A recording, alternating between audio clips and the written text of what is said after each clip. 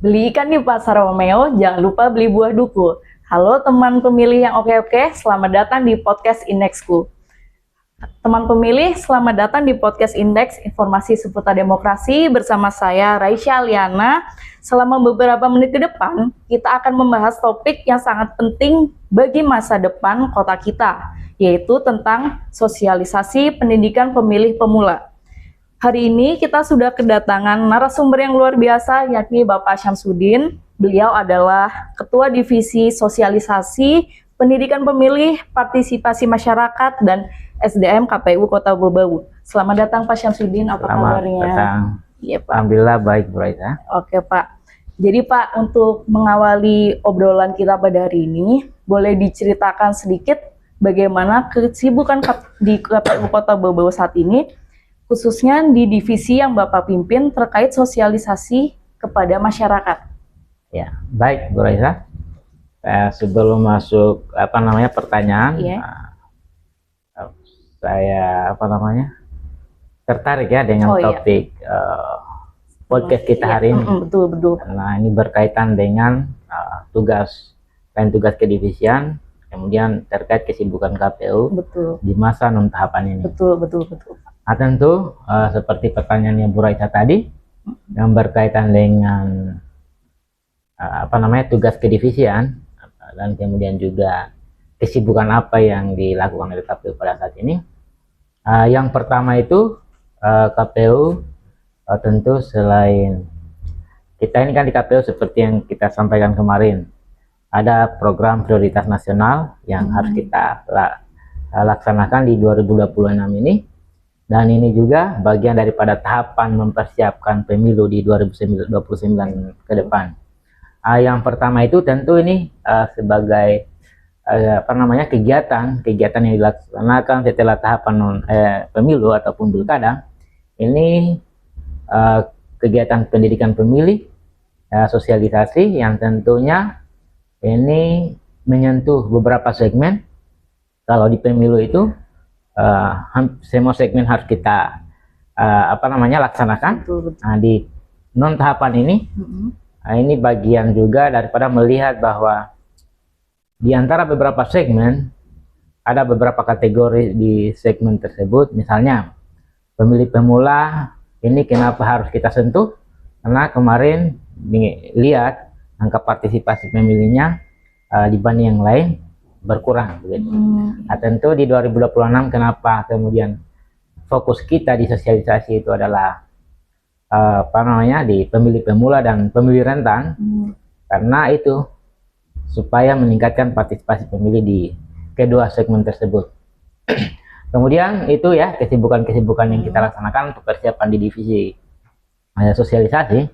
Kemudian yang kedua ya tentu kita juga road intens menjalin komunikasi, koordinasi dengan beberapa instansi untuk mempersiapkan kegiatan-kegiatan KPU.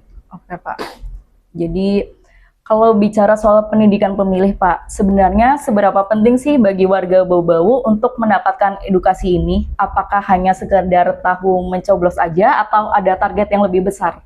Nah, ini pertanyaan sangat bagus ya. Betul itu. Pendidikan pemilih ini target kita itu sebenarnya bukan hanya pada persoalan partisipasi ya, angka partisipasi, tapi bagaimana kita memberikan edukasi.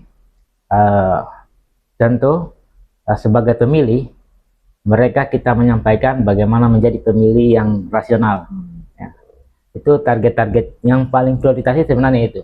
Karena kemudian soal angka partisipasi itu kan sekarang ini jujur ya, di pemilu ataupun pilkada jika kita melihat fenomena, sebenarnya ini kan yang meningkatkan partisipasi ini kan ya mungkin kerja-kerja KPU, tapi juga ya biasanya ada pemulusnya begitu, ada maninya ya. Nah, dari itu yang kita tentu setiap kegiatan-kegiatan sosialisasi itu yang kita tekankan bahwa pemilih ya sebagai pemilik suara, tentu mereka harus menjadi pemilih yang cerdas, pemilih rasional. dengan melihat rekam jejak calon yang dipilih. Itu yang harus kita tekankan. Kemudian ada beberapa hal juga yang paling penting juga soal bagaimana nanti mereka ini mengetahui bahwa mana isu-isu hoax dengan yang fakta, itu harus mereka bedakan. Ya. Jadi Pak, pemilih kita di Bau-Bau ini kan sangat beragam. Bisa Bapak jelaskan tidak siapa yang menjadi target dalam sosialisasi pendidikan pemilih ini? Tentu kalau seperti yang saya sampaikan di awal tadi, di saat ini kita fokus di dua target pemilih kita, pemilih pemula dan pemilih rentan. Ya, pemilih pemula ini, alhamdulillah di 2026 ini kita baru laksanakan di satu sekolah ya, di SMA. Kemudian pemilih rentan kita sudah lakukan juga di Lapas Kota Bau-Bau. Tentu juga setelah ini di tahun ini kita lebih masifkan lagi sosialisasi di tingkat sekolah. Insya Allah di bulan depan lagi kita akan laksanakan di sekolah. Jadi ada kegiatannya terus ya Pak? Ya. Lalu Pak, apa sih strategi Bapak agar pesan sosialisasi ini sampai ke semua lapisan tersebut? Ya, tentu Bu Raisa, kita KPU ini tidak mungkin menyasar seluruh masyarakat ya. Paling ada beberapa titik, misalnya sekolah, kemudian tempat-tempat kayak kampus. Nah, kemudian kalau beberapa kelompok masyarakat ini biasanya kelompok agama atau apa, kita laksanakan di aula-aula kelurahan ya. Tetapi itu juga masih kurang maksimal. Tentu masih butuh dukungan yang lain. Dalam hal ini, selain kita memanfaatkan juga media teknologi, dalam hal ini media sosial, ya Facebook, utamanya Facebook, kemudian di Instagram. Itu yang kedua ya, yang kita harus manfaatkan, yang kita maksimalkan. Kemudian yang ketiga ya, kita menjalin kerjasama dengan berbagai pihak. Misal kita kerjasama dengan pihak kampus, kemudian kita kerjasama dengan, kita juga kan mitra dengan pemerintah dalam hal ini melalui Kesbangpol. Melalui Kesbangpol melaksanakan kegiatan sosialisasi, kita diundang sebagai pemateri.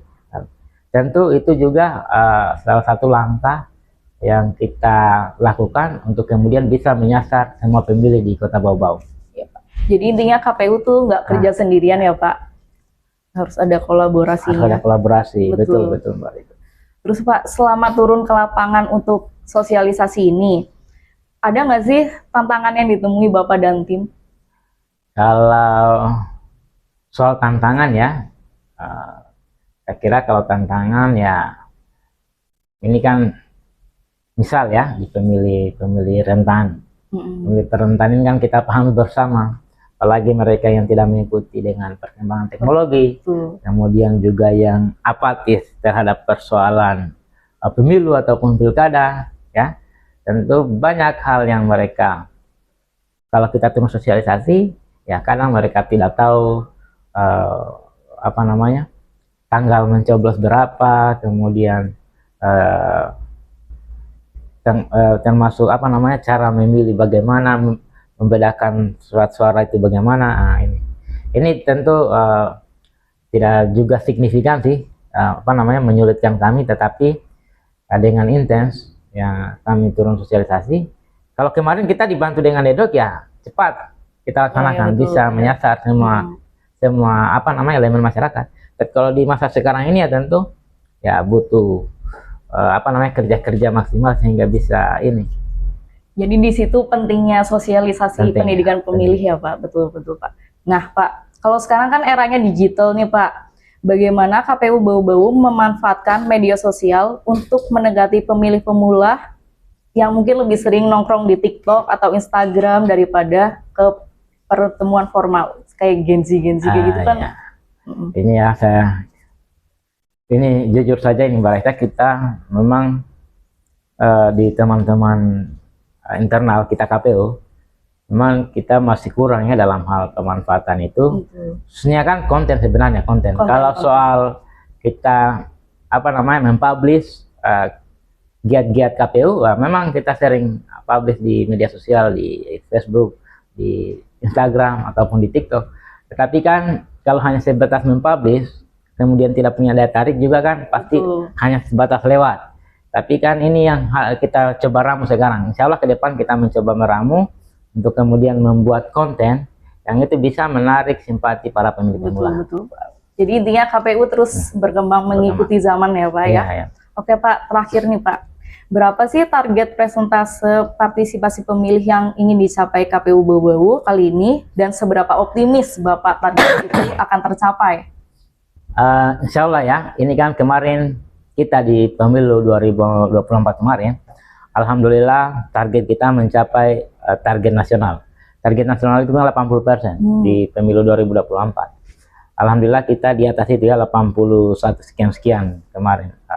Intinya ke depan kita lebih maksimal lagi, meskipun ke depan belum ditahu apakah masih kami atau yang lain, tapi dalam perjalanan mempersiapkan pemilu 2029 nanti, kami mempersiapkan agar kemudian juga minimal kita mempertahankan angka partisipasi yang kita sudah capai di 2024, itu minimal ya. Target kita ya bisa menambah lagi beberapa digit ya, supaya kelihatan betul kerja-kerja kita sebagai penyelenggara.